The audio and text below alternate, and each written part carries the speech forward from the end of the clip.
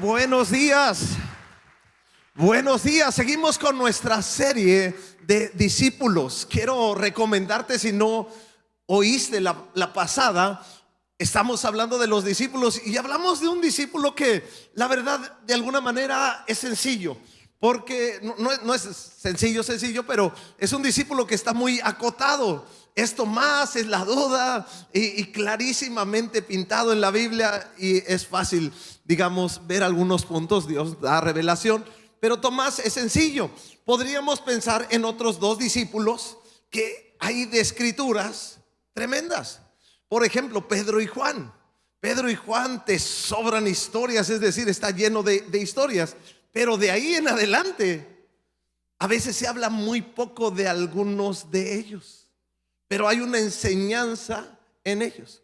Así que hoy vamos a ver dos discípulos que la verdad son muy especiales, si empezamos a echar un ojo a sus vidas y permitimos que Dios nos hable de ellos. Y el primero de ellos voy a hablar primero de Andrés.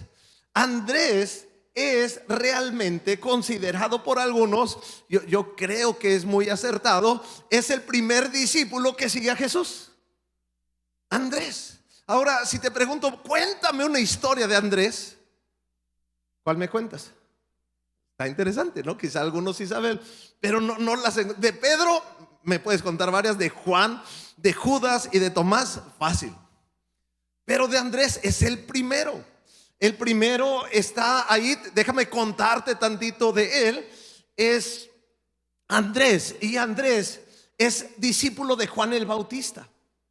Está ahí, la narrativa esencialmente la podemos ver en Juan. Y Juan está contando la narrativa y dice que había dos discípulos que estaban siendo discípulos de Juan el Bautista. Juan normalmente no se nombra por Juan. Él dice que había, y el otro discípulo, pues ese es Juan. No, entonces, como que no quería, pero cuando quería aparecer el discípulo que amaba a Jesús, entonces ya sabemos que es Juan. No, entonces, bueno, están ahí y Juan el Bautista ve venir a Jesús y dice: he aquí el Cordero de Dios. En ese mismo momento, Andrés decide seguir a Jesús. Me llama la atención. Él va, se acerca a Jesús, le dice: ¿dónde vives? Me encanta esto, ¿dónde vives? Porque creo que es una decisión de vida que está tomando Andrés. Y Jesús le dice: vente, acompáñame. Y se quedan platicando toda una tarde, se queda con ellos Andrés. Ahora, es el primer seguidor de Jesús y me encanta. Me encanta el perfil de Andrés, porque siguió a Jesús. Es decir, ni siquiera Jesús lo llamó, sino él lo empezó a seguir. Ahora, ¿quién es Andrés? Andrés es el hermano de Pedro. ¿Alguien conoce a Pedro? Ahora, ¿qué haces con un Pedro de hermano? No sé, o sea, ubícate como hermano de Pedro. No está tan fácil. No, o sea, de repente unos aciertos, pero de repente tremendo. Ahora, Andrés es el primero, pero de alguna manera, en cuanto él se convierte, ¿qué hace Andrés? Andrés está con Jesús y sale, invita a Pedro a conocer a Jesús. Es decir, Andrés lleva a su hermano Pedro a que conozca a Jesús. Entonces, qué interesante, porque se me hacen algunos patrones muy importantes. Andrés se da cuenta que Jesús es el Mesías, es el Hijo de Dios. Y aunque Jesús no lo ha llamado, Andrés lo sigue. No sé si lo alcanzas a ver así, dices: wow. O sea, ni Jesús le dijo, nada más por lo que oyó Juan, lo empieza a seguir. Me gusta ese tipo de cristianos, porque siento que es un cristiano de bajo mantenimiento. Me encantan los cristianos de bajo mantenimiento. O sea, simplemente su espíritu tiene una percepción: Él es el Hijo de Dios, lo voy a seguir, yo quiero estar con Él. ¿Dónde vives? Porque quiero habitar contigo para el resto de mi vida. Ese es Andrés. Ahora, Andrés hace lo que todo seguidor de Cristo tiene que hacer. Conoce a Jesús y no se puede quedar callado, y va y le dice: Pedro, bueno, Simón, porque ese es el nombre de Pedro. hey, Simón, conocí a Jesús, tienes que conocerlo. Entonces lleva a Pedro a que conozca a Jesús. Entonces tú y yo tenemos familia que tiene que conocer a Jesús. Ahora, Jesús va a estar obrando en eso. A mí me emociona esa parte, porque ¿sabes qué? Inmediatamente empieza a desatarse, siento yo, un poder de salvación sobre las personas que han sido salvadas, para impactar su casa con la salvación poderosa de Jesús. Cuando tú vienes a Jesús, empiezas a seguir a Jesús, en ese momento algo empieza a obrar. Nos va a llevar a dar testimonio de Jesús, y tarde que temprano ellos van a conocer a Jesús. Entonces es muy padre. Es muy padre que esto pasa. Ahora, quiero ponerte en la escena de Andrés. Cuando tú ves la lista de los discípulos, que está por muchos lugares, el primer discípulo que se nombra en toda lista, ¿quién es? Es Pedro. Y digo, épale, Andrés fue el primero. Soy abogado, primero en tiempo, primero en derecho. Empiezo a defender al pobre de Andrés. Pero al fin de cuentas, Andrés le predica a su hermano, y Pedro empieza a ser el líder de ellos. Qué interesante. ¿Qué perfil de persona encontramos en Andrés? Aquella persona que tiende puentes de salvación para que otros se conecten en Jesús y ellos puedan brillar. Wow, me encanta esto, porque muchas veces nosotros queremos llamar la atención, queremos ser los protagonistas, pero tenemos un Andrés que está buscando que otros se conecten y no tiene problema con que el otro brille. Eso me habla de un corazón que está seguro, que está firme, y no pasa nada si él es el segundo, el tercero, el cuarto o el quinto. Y en realidad tú y yo lo vamos a ver normalmente como en el quinto lugar en la lista de los discípulos. Qué interesante. Pero es de los primeros discípulos que están con Jesús. Ahora, él decidió dar toda su vida para vivir, servir a Jesús. Es muy interesante, porque al fin de cuentas él va a morir como un mártir. Es decir, sus últimos días, él siguió predicando el evangelio y fue crucificado de cabeza. Yo sé que aquí ya no nos gusta tanto, porque ay, no, pues se amaba a Jesús, ¿cómo es que murió, y murió de esa manera? Ahora, déjame decirte que creo que es un gran privilegio para que tú y yo podamos decirle: Señor, yo deseo que mi vida te siga todos los días de mi vida, hasta el último suspiro pueda estar dando testimonio de Jesús. Un amén, gracias. Si no hubiera habido un amén, me hubiera preocupado en esta mañana. En la pasada tuve 3, pero tuve 1. Ahora, déjame decirte que, porque algo es cierto, según las estadísticas, toda persona que nace muere. Ahora, la muerte es algo que vamos a enfrentar, pero hasta ese día tenemos una vida. ¿Y en qué va a estar dedicada nuestra vida? ¿En qué vamos a invertir nuestra vida?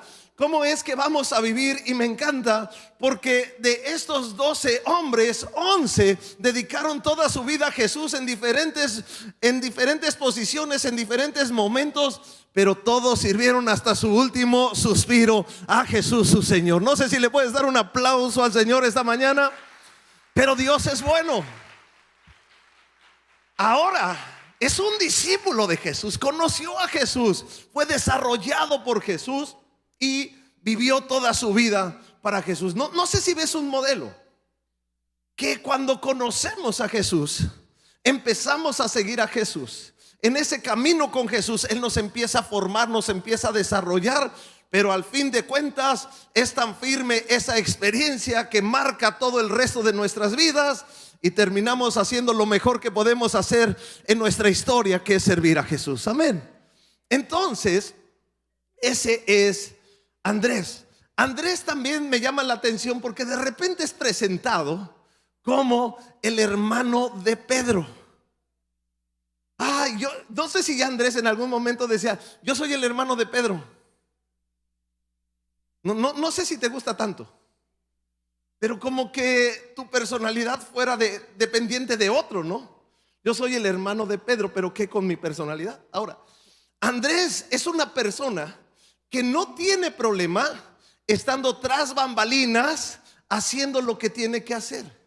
Está cumpliendo su función. No tiene que ser el primero, no tiene que ser el segundo, no tiene que salir en las noticias, no tiene que recibir tantos likes, sino está haciendo lo que tiene que hacer y está tan seguro que eso está bien. Es decir, Andrés es una de esas personas que conectan a otros con Jesús y sabe cuál es su trabajo y está feliz con ello. Qué interesante. Ahora, ¿por qué estamos hablando de los discípulos? Los discípulos fueron tomados como cualquier persona. Iba a decir común y corriente, pero dejémoslo en común. ¿Sabes? En común, cualquier persona en común. Déjame darte algunos datos. Andrés es hermano de Pedro. Ellos viven en una ciudadcita junto al lago de Galilea, al mar de Galilea. Pero tienen un amigo que se llama Felipe, del cual vamos a hablar ahora. Es decir, estos hombres que Jesús va al fin de cuentas a llamar y lo van a seguir, pues son del mismo barrio. Me llama la atención esta. No pasaron un proceso de selección, de exámenes. Simplemente un corazón que decidió seguir a Jesús y le siguió. No, un corazón imperfecto que fue llevado por el Señor y Dios empezó a hacer una obra. Me llama la atención. Algunos eran familiares. Juan estaba en el ministerio de los discípulos con su hermano. Pedro estaba con Andrés. Andrés estaba también haciendo ministerio con Felipe, que era su vecino. Me llama la atención porque a veces sofisticamos tanto la idea de los discípulos que decimos no, porque los vemos en las figuras hasta con una aureola aquí, algo alrededor. Pero eran como tú y como yo. Le puedes decir a que está al lado tuyo: eran como tú y como yo. Ahora, Felipe es otro de los discípulos. Es otro de los discípulos que están ahí con Jesús.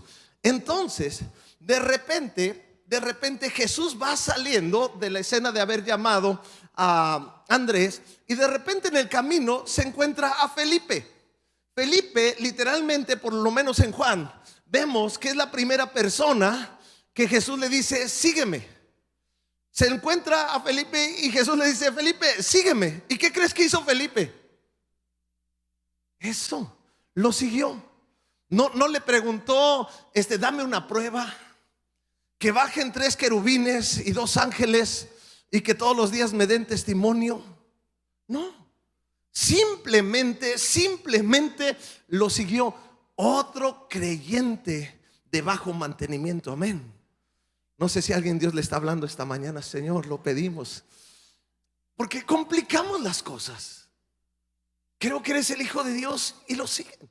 No es que no hayan pasado sus luchas, pero ahí seguían caminando. Entonces él lo empieza a seguir. Era de la misma ciudad de Pedro y Andrés, y el Señor lo va a usar. Y tú te vas a dar cuenta que Felipe es una persona muy razonable, muy pensante, muy calculador. No sé si has visto la serie de Chosen. Felipe es el jefe de la logística de Jesús. Te puedes dar cuenta que anda ahí el wedding planner, ¿no? El que estaba ahí con el gerente de planeación. Entonces está ahí. Necesitaba una persona objetiva, una persona de esa manera. Ahora, cambiamos de escena. Hay un milagro de Jesús que se repite en los 4 evangelios. Lo voy a decir mejor. El único milagro que hace Jesús que se repite en los 4 evangelios es la multiplicación de los panes y los peces. No hay otro milagro de Jesús que está en los 4 evangelios. Me llama la atención. Está en los 4. Los 4 lo narran, los 4 lo enriquecen. Me imagino que tiene una importancia, un impacto en su momento. Y 2 personajes que vemos exactamente en este momento es Felipe y Andrés. Vamos a Juan 6. En Juan 6 dice así: después de esto, Jesús fue al otro lado del mar de Galilea, el de Tiberíades. Es el mar de Galilea, el lago de Galilea. Venían de otras ciudades y empezaba a venir mucha gente y le seguía una gran multitud porque veían las señales que hacía en los enfermos. Entonces subió Jesús a un monte, se sentó ahí con los discípulos y estaba cerca de la Pascua, de la fiesta de los judíos. Mucha gente seguía a Jesús, mucha gente. Tienes que un poco imaginarte que es mucha gente la que está siguiendo a Jesús. Enriquecemos con Lucas 9:11. Cuando la gente lo supo que Jesús iba a esta ciudad, lo siguió y él le recibió. Me gusta esto. La gente empieza a buscar, tiene necesidad, había muchos enfermos, empiezan a buscar a Jesús y Jesús lo recibió. El que busca a Jesús es recibido por Jesús, amén. O sea, no hay problema, Jesús te va a recibir así como vienes, así como estás, Él te recibe. Ese es nuestro Señor y nuestro Salvador. Y les hablaba del reino de Dios. Interesante. Jesús hablaba de los principios de Dios. La gente tenía necesidades físicas, pero Jesús les hablaba de los principios del reino de Dios. Muchas veces venimos a Jesús por necesidades físicas, pero el Señor nos va a empezar a hablar de los principios que van a empezar a sanar nuestra vida y a desarrollar nuestra vida. Después de que Jesús hablaba de los principios, es decir, la palabra de Dios, sanaba a las personas y sanaba a los que necesitaban ser curados. A los que tenían una necesidad, Jesús les hacía un milagro. Estamos en esto, pero tiene su proceso. Jesús les enseñaba. Tú y yo tenemos que ser personas que apreciamos la enseñanza de Jesús. Entonces después Jesús hacía un milagro. Vamos en me voy a brincar un versículo más para irnos a Marcos 6:34. Enriquecemos esta historia. Y salió Jesús y vio una gran multitud, estaba enseñando y tuvo compasión de ellos. Puedes decir conmigo: gracias a Dios, Jesús tiene compasión de mí. Vio que había necesidad. Ellos estaban como ovejas que no tenían pastor. O sea, estaban sus necesidades físicas, pero su vida necesitaba una dirección. Tú y yo podemos venir a Jesús por una necesidad física, pero en realidad lo que nuestra vida requiere es una dirección, un pastoreo. Como ovejas sin pastor, Jesús es movido. Y quiero empezar a aterrizar algunas cosas. Por ejemplo, ¿qué hace un pastor de ovejas? Cuida a su rebaño, protege a su rebaño, alimenta a su rebaño.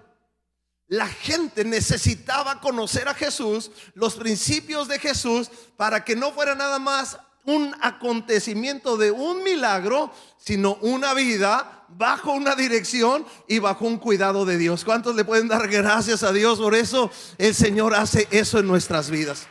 Ahora, no te quedes nada más con un milagro. He visto personas sanar. Recuerdo en la iglesia de mi papá, yo no era creyente, creo que lo conté hace no mucho, una persona que se paralizó su cara, completamente una parálisis facial. La llevaron a la iglesia, lo llevó mi papá a la iglesia, oraron por él y su cara se restauró en ese mismo momento. O sea, un milagro evidente, inmediato, pero esa persona se quedó sin seguir a Jesús. Qué interesante. Entonces muchos queremos un milagro, pero no un proceso de dirección de nuestras vidas, siguiendo a Jesús, aprendiendo de Jesús y desarrollando nuestras vidas. Amén. Entonces Jesús empezó a enseñarles muchas cosas. Otra vez la enseñanza es fundamental. Y cuando anochecía, se acercaron a él sus discípulos. Quiero que veas esta escena, diciendo: el lugar es desierto, la hora ya es pasada, despide a la multitud para que vayan por las aldeas y compren de comer. Y Jesús les dijo, escucha bien esto: no tienen necesidad de irse, denles de comer ustedes. Wow. Imagínate, conocemos el número de las personas que eran. Conocemos que eran 5,000 hombres. La mayoría conocemos esa historia. Y se contaban los hombres y no se contaban las mujeres y los niños. Pero mínimo ha de haber habido ahí unas 10,000 personas. Imagínate, están viendo los discípulos. Yo me lo imagino porque soy pastor. Y cuando me empiezo a tardar en la predicación, empiezo a sentir el ambiente tenso. Entonces, Jesús lleva enseñando todo el día. La gente tiene hambre. ¿Cuántos tienen hambre? No pienses en el hambre. Entonces, están en ese momento, ya es tarde, están lejos de su casa. Y los discípulos que están viendo la logística, ellos primero estaban felices. No, 10,000, 11,000, quizá 12,000 personas. Está llena la pradera. Estaban emocionados viendo lo que estaba pasando. Pero de repente se empieza a tardar, empieza a anochecer y se empiezan a angustiar. Yo creo que hacen una junta y le dicen: ¿quién habla con Jesús? ¿Quién le dice a Jesús que ya le corte? No, a mí me empieza a brincar una pantallita acá atrás. De repente siento que algunos me quieren decir así: ya córtale, pastor. Otros sentados no dicen nada, pero dicen: ya tengo hambre, ya quiero comer. Ahora me llama la atención porque es un escenario, a mi parecer, un poco difícil, porque tienen hambre. Y yo no sé cómo te pones cuando tienes hambre. Yo pierdo un poco la amabilidad en ese proceso. No soy como yo mismo.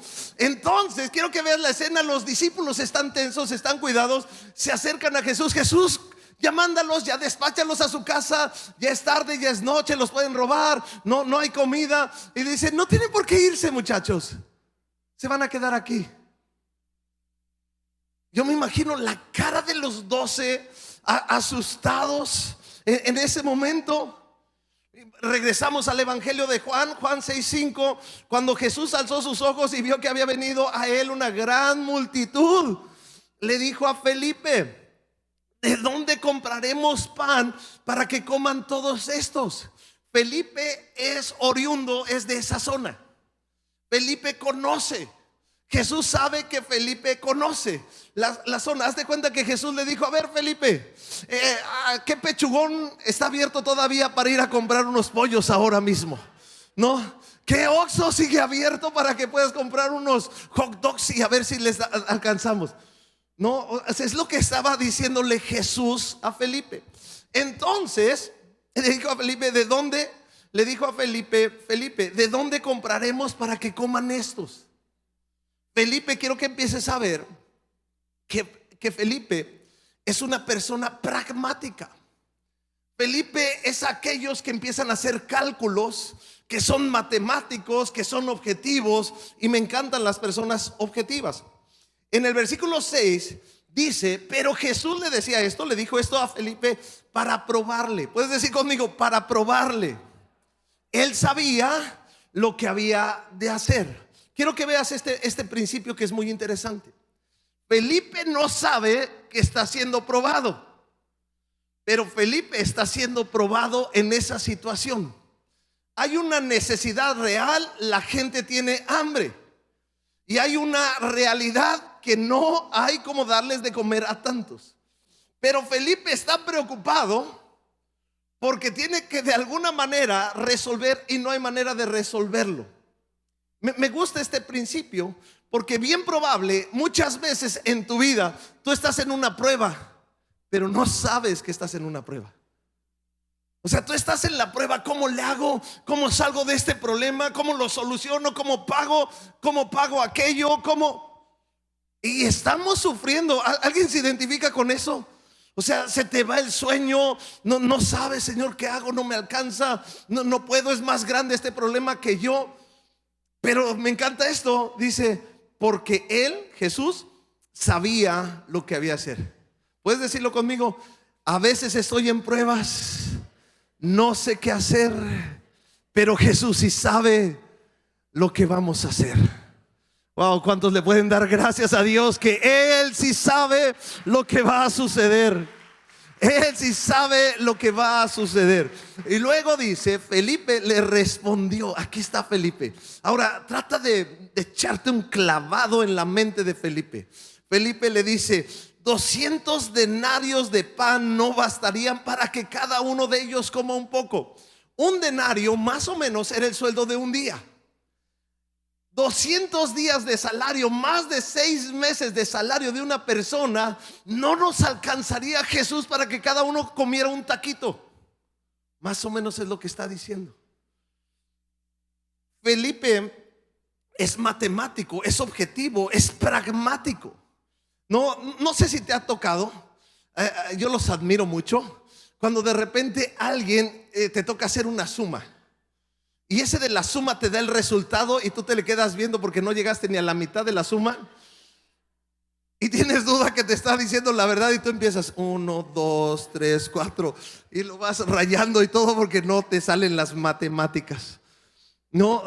Pero el otro ya le dio al clavo desde antes, analizó, hizo ecuaciones, hizo en su mente gráficas.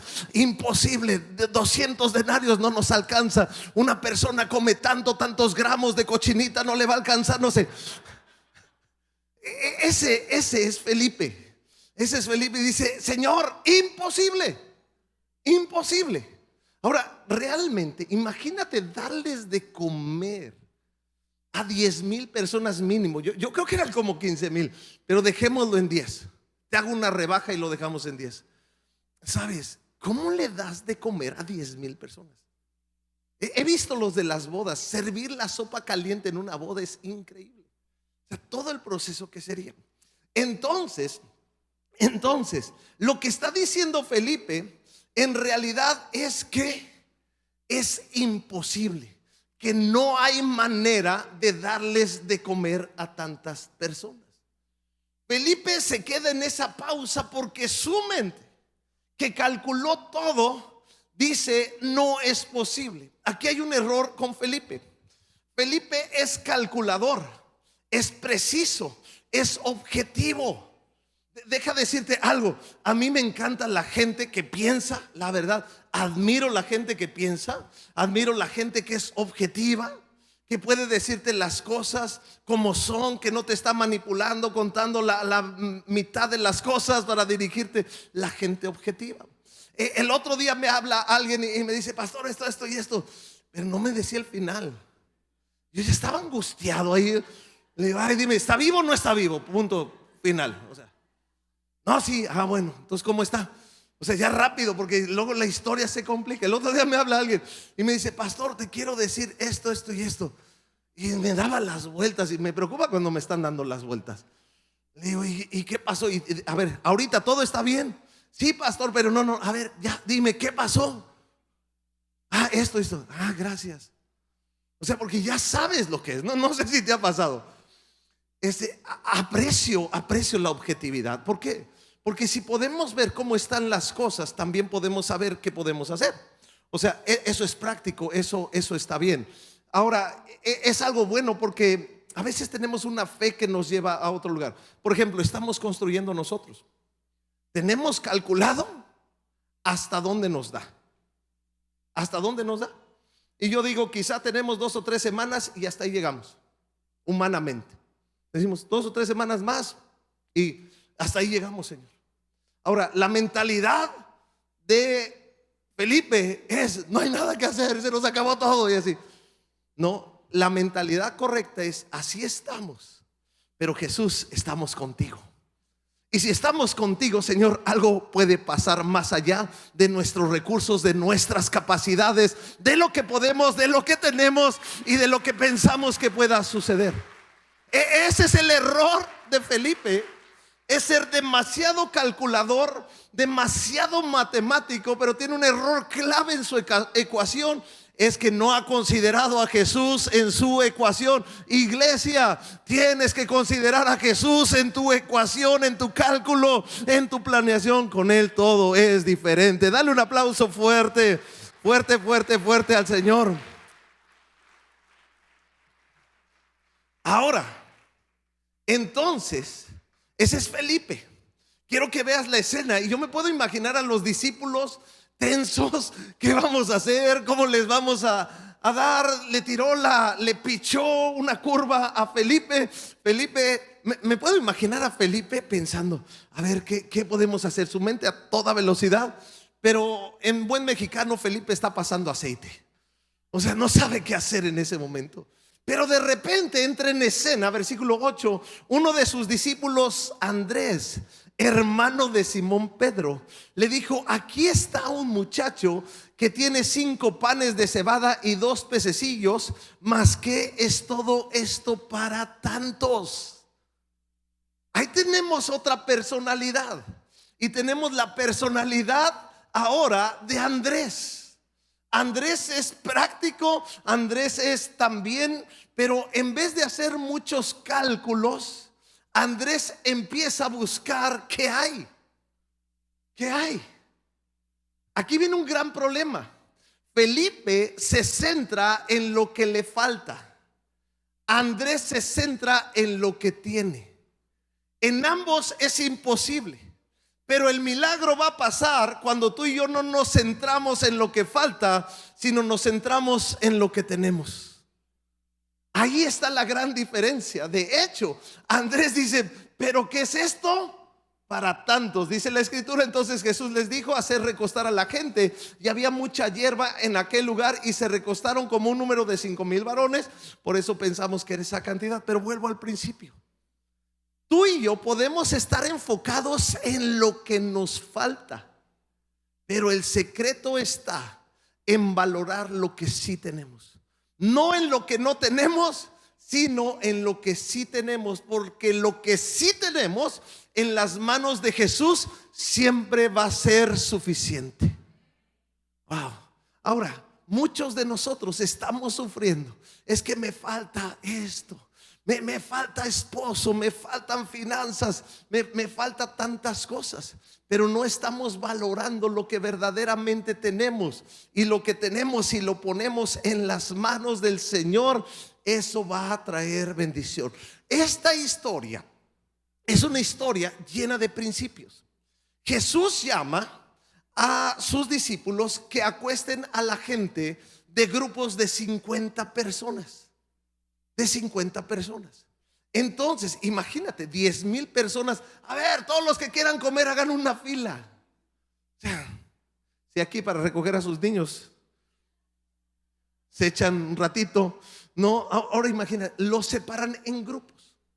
Este es un principio. Todos debemos de tener nuestro lugar, nuestro grupo. Esa es la iglesia local. Hay un principio de orden. Dios va a hacer una obra extraordinaria en cubrir una necesidad de una manera milagrosa, pero los empieza a ordenar. Les he estado enseñando, los empieza a ordenar. Después va a mandar a los discípulos a repartir la bendición. Es un principio. A veces nos queremos saltar los principios y ver la bendición de Dios, pero hay un principio. Entonces los acuesta. Hay personas, he visto esto, lo estaba oyendo en un podcast hace unos días. No, hay en las iglesias metodología. Yo veo en la escritura que muchas veces Dios establece procesos y métodos porque Dios es un Dios de orden. Y en el orden exactamente es donde sucede la bendición. Muchos decimos: es que Dios no puede hacer un milagro de esta manera. Claro, Él puede hacer todo, pero Dios es un Dios de orden y está viendo si tú y yo podemos ser personas que nos metemos al orden de Dios para ver los milagros que Dios quiere hacer en ese orden que Él está establecido. Amén. ¿Le puedes dar un aplauso al Señor en esta mañana? Amén. Amén. Entonces, vamos a Juan 6, versículo 11. Y tomó Jesús aquellos panes y, habiendo dado gracias, los repartió entre los discípulos. Quiero que veas la escena. Se traen al niño con los panes delante de Jesús. Ahora, yo no sé, pero cuando vaya al cielo, quiero pedir el chance de conocer al niño de los panes y de los peces. ¿Te lo puedes imaginar? ¿Te puedes imaginar a un niño ¿Quién iba a pensar que la solución a tal desafío, Dios iba a usar a un niño como una respuesta? No al dueño de los pollos, el pechugón de Galilea. No, no, no, no, no. Al niño. Me encanta. Ahora, era tarde. El niño tenía panes y peces. Yo me pongo a pensar, se me hace que el chamaco se puso a jugar fútbol con los otros niños y su mamá lo había mandado a vender el lonche en ese evento que estaba y se le olvidó. Entonces, eso pienso yo, nada más yo, no lo dice la Biblia. Pero de repente llega adelante y ¿quién tiene algo? Es el único que tiene algo. Es el único que tiene algo. Me llama la atención porque esa es otra buena historia. Ese niño, lo que tenía, lo puso disponible para lo que Jesús iba a hacer. Eso poco iba a ser una bendición enorme para bendecir a muchos. Hay otro principio aquí, es decir, lo que tenemos, lo que Dios nos ha dado, también tiene que estar disponible para la bendición de otros. Y eso es a veces tu testimonio, tus recursos, tu tiempo, las experiencias que Dios te ha dado, todo eso. Entonces está ahí el niño, pero me llama la atención. Jesús toma lo poco que hay y da gracias. Voy a decirlo otra vez. Jesús toma lo poco que hay y da.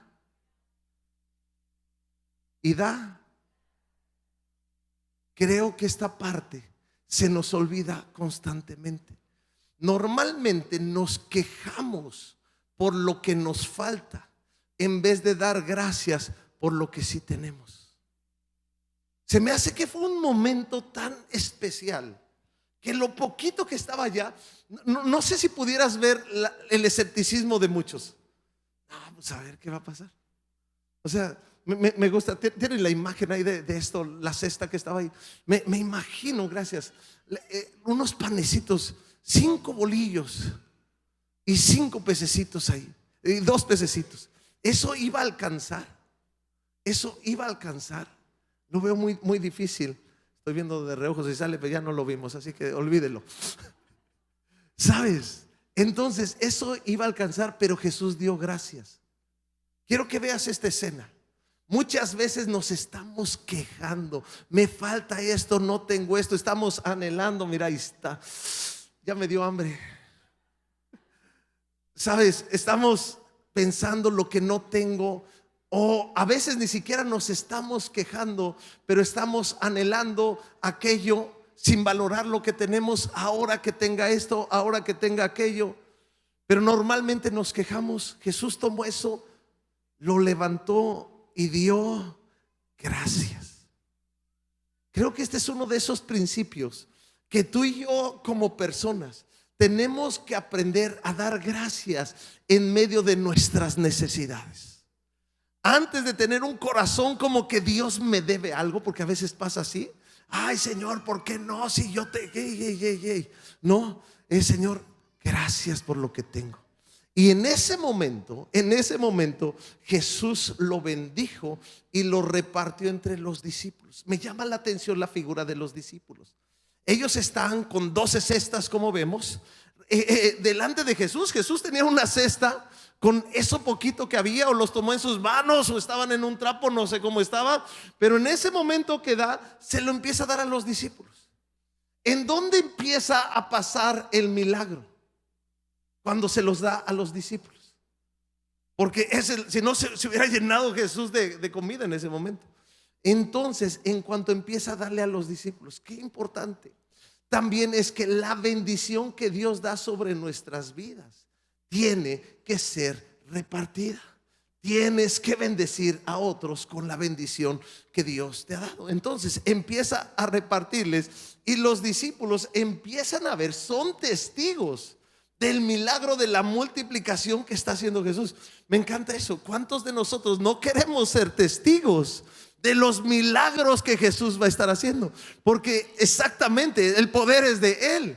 Pero de una manera extraordinaria, especial, Él nos invita a ser parte de ese milagro. Es de Él la gloria, Él lo hace todo. Pero tú y yo tenemos el privilegio de ver lo que el Señor hace y de que otras personas sean bendecidas, y simplemente nosotros somos parte de lo que Jesús está haciendo, porque hay que alimentar a 5,000 personas. Dale un aplauso al Señor. Dios es bueno. Wow. Entonces dice que les empezó a dar de comer. Así comieron asimismo de los panes y los peces, y comieron cuanto quisieron. Cuánto quisieron. No sé cuántos aquí hay de buen comer. Vamos, seamos honestos. Oh, man, yo soy de buen comer. Más el domingo saliendo. Oh, un día estaba con Pastor Irra, fuimos a comer juntos. Y yo sí salgo con un hambre terrible. Y sabe, estábamos comiendo y yo le di avance rápido. Y yo veo a Paz Irra ahí que dejó media pechuga napolitana intacta. Yo con un hambre, yo ya había pedido otra cosa extra, y mi esposa dijo: ¿tienes hambre? Digo: sí, mucha. Y Pastor Irra está al lado, y yo empiezo a ver su plato y digo: ¿qué le va a hacer al plato? O sea, todavía es media pechuga napolitana. Y yo estaba pensando: ¿qué va a pasar con eso? ¿Va a pedirla para llevar? ¿La va a tirar? Estoy preocupado. Pastor Irra me ve y me dice: Paz, ¿quiere? Ya sabes que somos así de hipócritas. Ay, no, gracias, ya estoy bien. Pero la segunda no la desperdicié. No, con confianza. Bueno, está bien. Me eché la otra pechuga y ya, ay, sí salí bien. Ahora imagínate, les dio de comer a la manera que todos se saciaron. ¿Alguien quiere algo más? No, por favor, ya no. No les dio tantito, los sació. ¿Cuántos pueden darle gracias a Dios que Él nos sacia? Él nos da más que suficiente, más que suficiente. Ahora, Juan 6:12: y cuando se hubieron saciado, dijo a sus discípulos: recoger los pedazos que sobraron, para que no se pierda nada, para que no se desperdicie nada.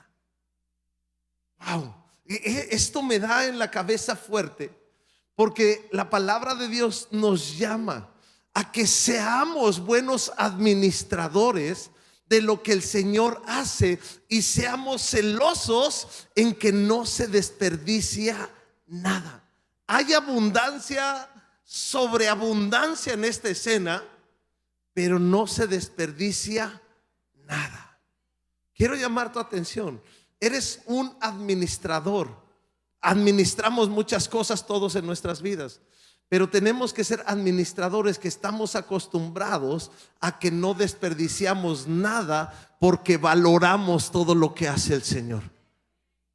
Wow. Déjame preguntarte, ¿el Señor ha hecho algo en tu vida? Sí. ¿Estás valorando tu vida? Viene la buena pregunta. ¿Estás desperdiciando tu vida? Debería de ser que no, porque no quiere que se desperdicie nada.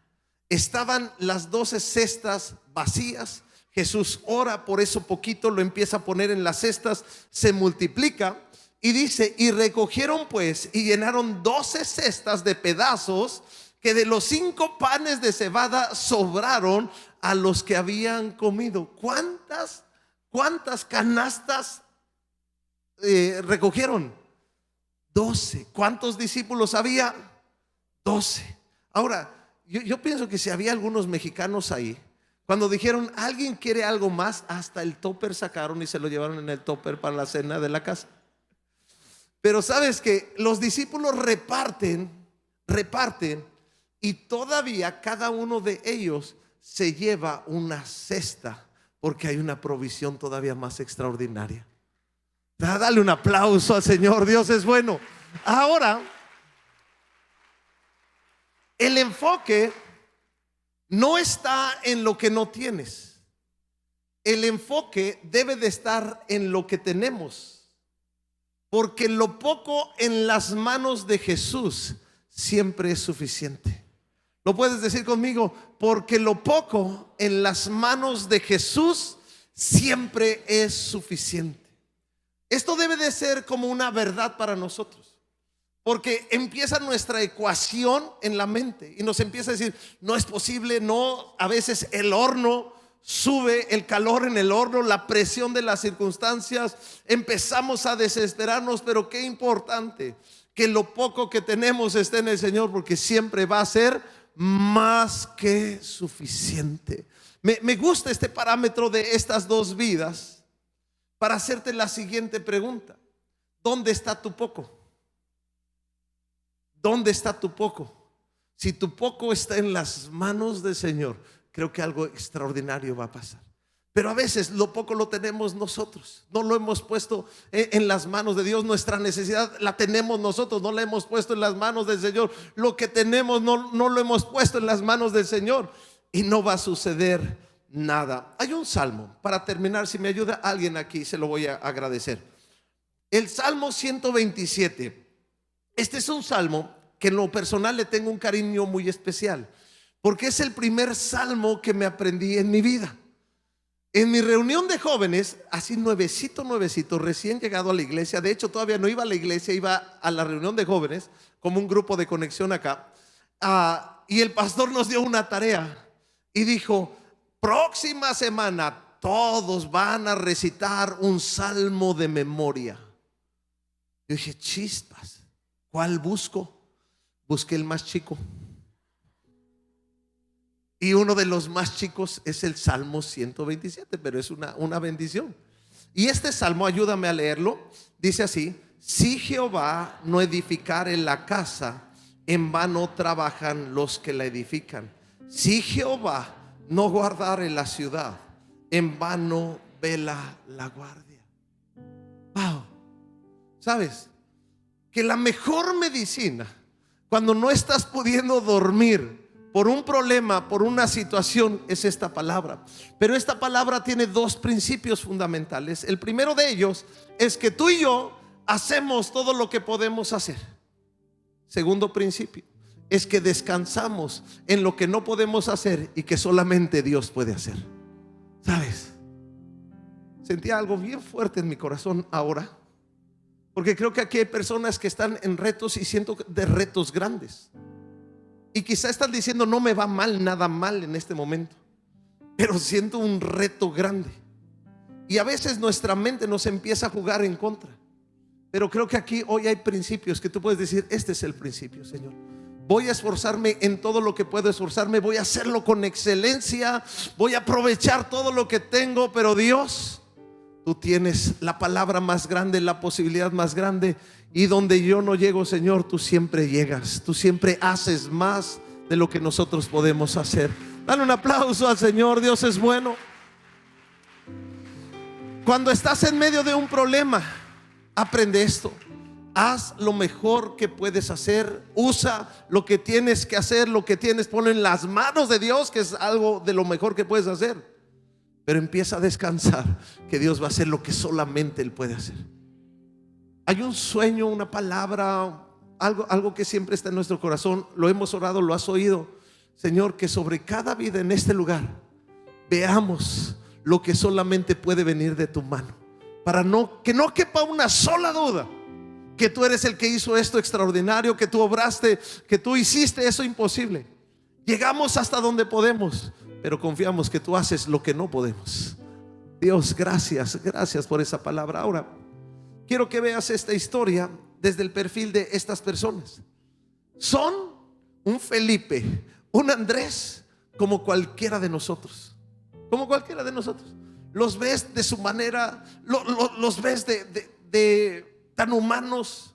Los dos dudaron del problema. Uno de una manera hace su mejor esfuerzo, el otro de otra manera. Pero ahí está Jesús para educarlos. Ahí está Jesús para guiarlos. Ahí está Jesús para desarrollar su fe. Ahí está Jesús. Déjame decirte que yo no veo en este caso que Jesús confronta a ninguno de ellos. Jesús los entiende en su proceso, conoce sus personalidades, su perfil, su manera de ser. Y Jesús los está llevando a algo más en sus vidas. Hay otra escena donde estos dos personajes se juntan.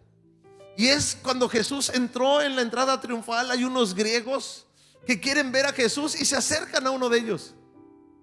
Y él lo lleva con Andrés, Felipe, y Felipe los lleva con Andrés, porque ambos son un puente para llevar a las personas a Jesús.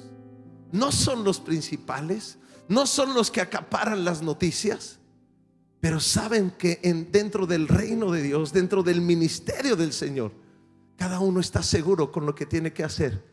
Y al fin de cuentas llevan las personas a que conozcan a Jesús.